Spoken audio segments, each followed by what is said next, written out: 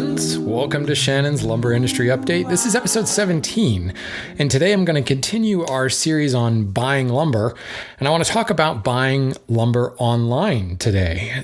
10 years ago, there wasn't a whole lot outside of eBay, really, and I did buy a fair amount of lumber on eBay. The key, and today it's great because there are a lot of retailers that will ship and have material listed online. There are some retailers who are exclusively online. That's all they do. There is no showroom. Everything they have is listed on their website. And it's really kind of nice because it's opened up a lot of, especially exotic lumbers, to the average woodworker that may not have a lot of resources around them, or maybe the resources they have are a local sawmill and pretty much all they get are domestic species. So it is a wonderful world we live in today. But with more opportunity, with more choices, comes more confusion. So I remember back when I was buying a lot of lumber online, 15 years ago, maybe, it was really for very specific reasons. I was buying mostly turning blank type stuff because that's what could be shipped. Bowl blanks, spindle blanks, pen blanks, small, thin lumber, what I guess you might call knife scales today, but these were not quite so small, but they were thin like knife scales, but longer pieces. And at the time with my woodworking, I was doing the craft show circuit. So I was building a lot of gift boxes and smaller kind of knickknack items. So rarely did I use lumber that was much thicker than a half an inch, and usually more like 3/8 of an inch. So I could buy a lot of that material online. Moreover, early on in my woodworking career, I wasn't nearly as picky as I am now about grain matching and getting a good color match and a grain match, and let alone grain wrapping and things like that on boxes. But the other thing is a box is so small that it doesn't take a whole lot of lumber in order to build the entire box out of it. So I didn't really have to be all that picky. As I began to move more into furniture, I will admit some of my early pieces really had no attention paid toward grain and color matching. And that's the evolution, right, of a furniture maker, of a woodworker. So, but it was also kind of, shall we say, it was caused by me and just a poor understanding, but I'll blame it on the fact that I was buying my lumber from very disparate sources. I was buying a lot of lumber sight unseen, or if I had seen it, it was an image on eBay or something like that. And the reason I bring this up is buying lumber online, while we have a lot of options, we still need to think about it in a very specific way. What are you looking for? When you go and you're looking for 100 board feet of something to build, a high boy, buying lumber online may not be the best way to go. First of all, shipping that kind of material, that volume of material, gets really expensive. But you also, when you need that many boards to build something and you are concerned about color and grain match, you really have a hard time choosing the boards from an image online and getting that right fit. The exception would be if you've got somebody you're buying from that has like a sequential match and everything is numbered. You can see it all came from the same log, and there are retailers out there that will do that. But most of the time, we're buying one piece, two piece, not because we don't need much volume, but we're buying it for a specific reason. We see this piece online and it's a figured piece of something, or it's a particular wide piece of something, or it's a really unusual species, and we're using that one board as like a contrast or the highlight or the focal point of the piece of furniture that we're building. Or the other aspect is you only need a very small amount of lumber to build the entire project, like you're turning a bowl and you need a bowl blank, or any kind of turning project where you're using a single block of wood. And online retailers tend to have a lot of those 2x2s and 2x6 bowl blanks and 4x4s and 4x8s and things like that, specifically cut for turning purposes. When you step outside of the turning side of things, you're left with that thin stock lumber, half inch, 3/8 of an inch thick, and it's ebony or bubinga or figured bubinga or something like that, something really crazy. And certainly there is going to be a higher price tag attached to it because it's figured or because it's a really rare species. Or in many instances, it's a species that you're never really going to find in traditional board form because the tree doesn't grow that big, or the tree is so expensive or so rare that you got to take what you can get. Apologize for that hum in the background. My space heater just kicked on. So the way we have to look at buying lumber online is what exactly are you looking to buy? And if you are looking to buy normal sized boards, and I put normal in air quotes here because an FAS board, a 6-inch wide by 8-foot long board, buying online can be very difficult. First of all, shipping anything over 8 feet is really expensive. There's an automatic like $60 surcharge if you're shipping UPS. And even then, there's the whole UPS girth measurement that can get very, very expensive. So you'll find a lot of online retailers won't stock anything longer than about 60 inches. And the majority of their stuff tends to be 48 inches and under in length. The widths, they can get away with more, but again, the girth measurement that a lot of shipping companies use can really add up fast on the shipping costs.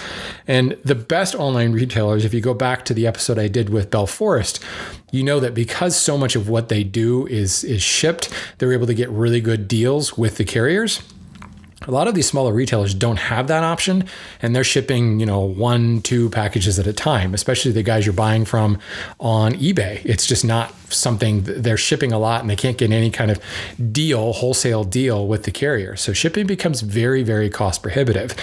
So the minute you start thinking, I need to buy a volume of lumber or full-size boards in order to get the parts that I need, buying online may not be the way to go. So I don't want to discount buying online because most of the furniture parts that we have they don't require a board that's that long or a board that's wide. For example, I'm finishing up a chest of drawers right now, and I stumbled across some American chestnut at an online retailer. Cook Woods, actually out in Oregon. Great company, great people to work with. They had some chestnut, and here was a good example where I knew that the chest I was building wasn't really super tall or super wide. So I was able to kind of put together a list of what I needed and go through and look at all the images and pick each board that I wanted, knowing that this board is going to be used for the side of the case. This board is going to be used for the other side of the case. Or in some instances, these two boards will be glued together in a panel to be used for the side of the case. And they had great images of both the front and the back of the board. And I was able to literally pick out board by board by board as if I was standing there in front of the rack. Now, obviously, the issue with that is say someone else is doing the same thing at the exact same time, and they're also adding those boards to cart, and you go to check out, and they've checked out before you, and oh no, it's like getting concert tickets. Suddenly, you got to show up really, really fast because what you're buying is a unique item. It's not like that picture of American chestnut. There's 7 more behind it. That is the actual board you're buying. So, granted, what are the chances, right, of that particular board of American chestnut, someone who happens to be browsing at the exact same time and adding it to the cart at the same time? It's minuscule, certainly, but it is something to be aware of. I have actually run into that before when a sales email came out from a retailer. And they had this great, I don't remember what the species was, some, really, really unusual species. And the figure was incredible. And I honestly was doing an impulse buy. It looked cool. No idea what I was going to use it for, but man, I could use that for something. And, I went and immediately started looking for the widest and the longest board that I could find. Well, obviously several other people had the same idea, and they had a lot of narrow and thin boards. And then this one like 15-inch wide board that was like 30 inches wide. Well, I added it to the cart, went to check out, and it was gone. I got the little error message. I'm sorry, this item is no longer available. So it does happen. It's something to be aware of. So again, think about what kind of lumber you're looking to buy. And if you are looking for that single board that's going to be a door panel, or you need a small piece of stock because you're going to make drawer pulls out of it or something like that, or make a molding out of it, this is a great way to do it. Now, the better online retailers, and again, I'll highlight Bell Forest, they have the whole choose your own board, and everything is laid out there. And you can, just like I did with my case, go through and literally pick out your parts list and find all the boards you need for that parts list. It still can get very expensive very fast though, because you're adding all these boards to your cart and you end up with 6-7 different boards, and suddenly your shipping is $60, $70, $100. So you got to be very careful there. And in general, if you need to buy more than maybe 4 or 5 boards for a project, I'm not sure that buying online is the best way to go. But boy, is it a fantastic way to go when you need that special species, that special figured something for a focal point in the piece.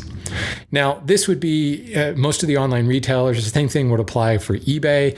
Craigslist is a slightly different beast because obviously Craigslist is an online marketplace for local transactions or local-ish transactions. And it can be a great place to find lumber and then go and inspect it before you buy it. So in many ways, it's the combination of buying online and going to the local lumber yard. The caveat that I would worry about with Craigslist is who are you buying from? You will find a lot of actual lumber yards that are listing material on Craigslist, but you'll also find a lot of backyard sawyers who are listing on Craigslist. This is not a legality thing. I mean, if you're talking about domestic species, there's not going to be any kind of Lacey Act violation here, unless, of course, it's redwood. And you got to be careful. Where did you get that redwood, sir? You know, your sawmill is awful close to Sequoia National Park. I bring that up because redwood poaching is kind of an epidemic.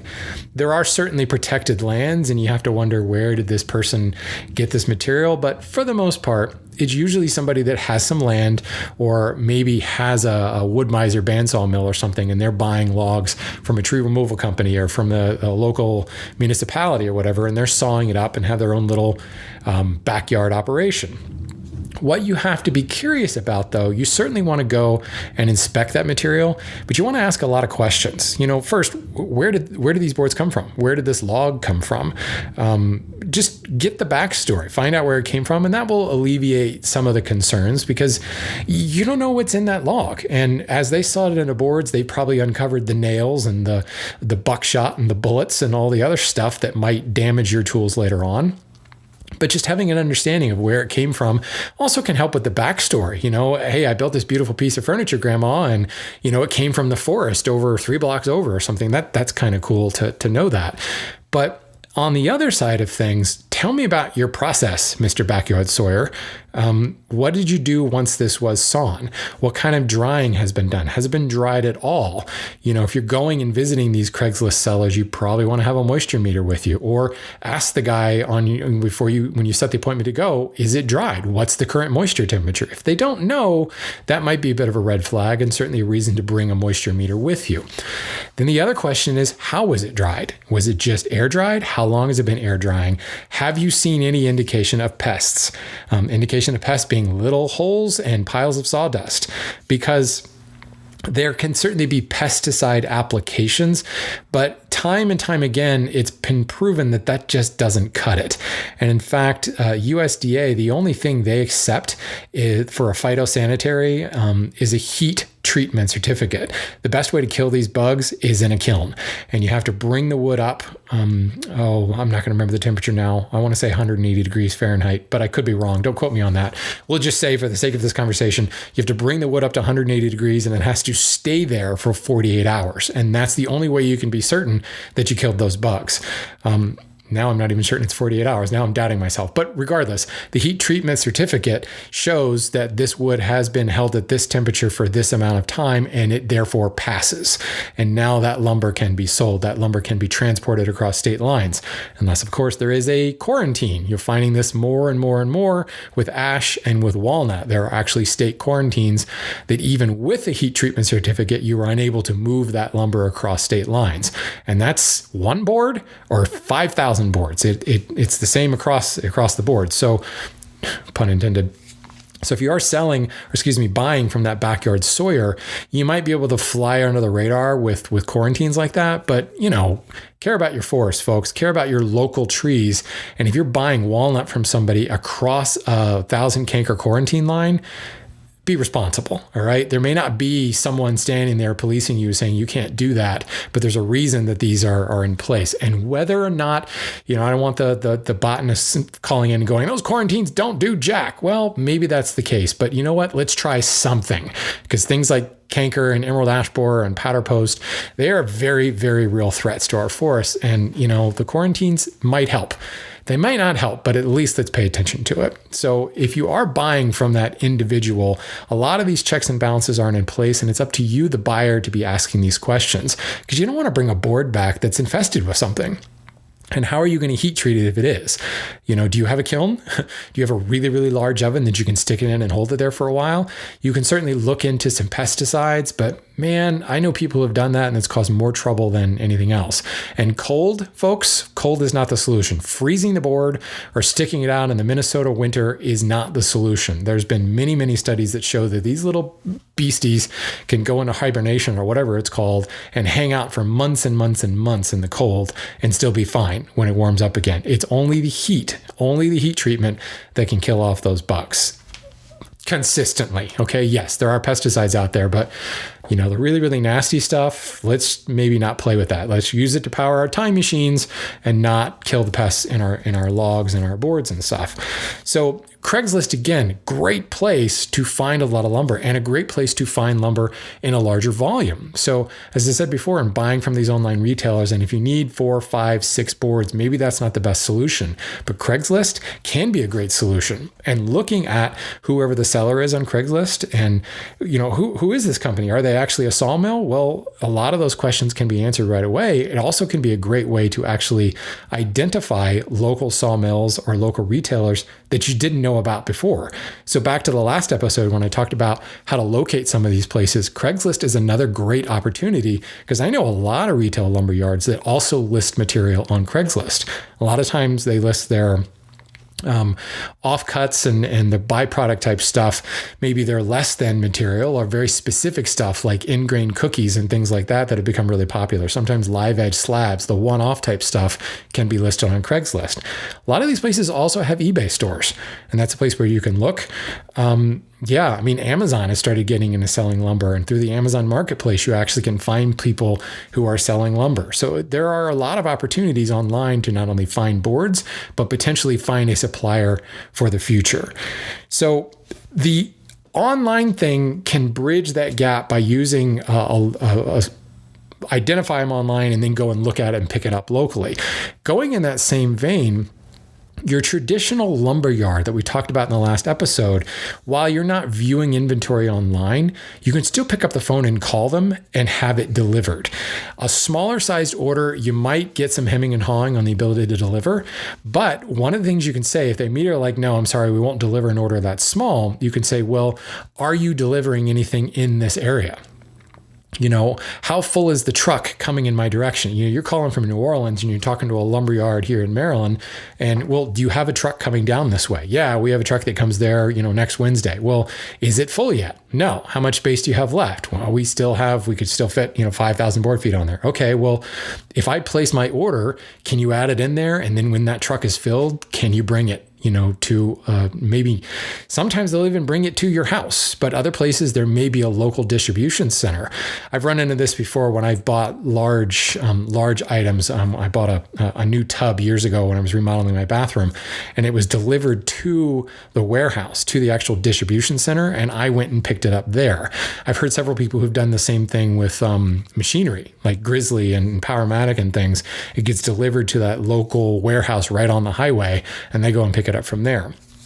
Or say there is a cabinet shop or a retailer in your neighborhood and that lumberyard is delivering there. Well, you can help that lumberyard fill their truck with your order. I'm only ordering 100 board feet or 50 board feet, but, sneak it into that truck and no, I don't have to have it tomorrow. I'm not expecting Amazon Prime delivery. I'm expecting when you fill that truck. When do you think you're going to fill that truck? Well, we got to get it out of here in the next week. A lot of these lumber yards, the salesman will actually do what's called truck filler phone calls. We've got a truck that only needs 1,000 more board feet and we really need to get it out of here because the stuff that's waiting in there, it kind of needs to go to our customers. So our sales guys will pick up the phone and just start calling our existing customer base saying, hey, I've got a truck that only needs 400 more board feet. What do you need? There's got to be something that you need. And it's a great opportunity to kind of piggyback on some other people's orders and help fill that truck. The lumberyard will be happy. They do not want to send out a truck that's only 3/4 full because it's the same amount of gas to get there. And if you have a half empty truck, that sucks, man, on the profitability. So this is not an online retailer. It's a traditional retailer or traditional wholesaler that might actually be delivering. And you might not think there's no way they're going to deliver me 2,000 miles away. But if that is within their delivery purview. If they say we ship nationwide or we ship anywhere east of the Mississippi and you are east of the Mississippi, you could call a lumberyard in Maine and have it delivered to Florida. It all depends upon the timing and getting that right. So while that's not technically an online source, still, it's the same thing. You are either placing an order online or you're calling somebody, you're having the material brought to you via some sort of carrier. So don't overlook that and don't be afraid to ask, is there a truck coming my way and how full is it? How much space do you have left? It can be a great opportunity. But in the end, folks, anytime you're buying lumber, whether it be online from a lumberyard or whatever, you just need to be asking these questions about where did it come from? How has it been dried? What's the story on the pest control and all that stuff? It just becomes even more paramount when you start going online and start dealing with the individual citizen sawyers. There can be some great gems out there, but just make sure you're doing your quality control, because a lot of times they are not. And it's not like they're trying to rip you off. Sometimes maybe they don't know, or sometimes, hey, that's why my prices are so cheap, because no, I'm not doing all this extra stuff. But that's why you're getting it for $1 a board foot instead of $4 a board foot, because the extra stuff hasn't been done, and that's on you to deal with. So just be very aware of that stuff. And the other thing is, don't be afraid of the opportunistic, the checkout line impulse buy. If you subscribe to the email newsletters of several of these larger online distributors, you can get some really cool stuff. And while I am not a huge proponent of hoarding a bunch of lumber, every now and then you're going to get that email and you're going to see just this gorgeous piece of wood. And it's a great opportunity to just, pay the $40 or the $60 to get that one particular board. And it may sit in your collection for years and years and years, but it's a way to start building up that stuff. Because it's not that you're going to be stockpiling, hundreds of board feet of Zero-Cote, but you might have that one board of Zero-Cote that could inspire your next project, or it could be sitting on the shelf and just inspire you every day you look at it. And one of these days you might make it into something.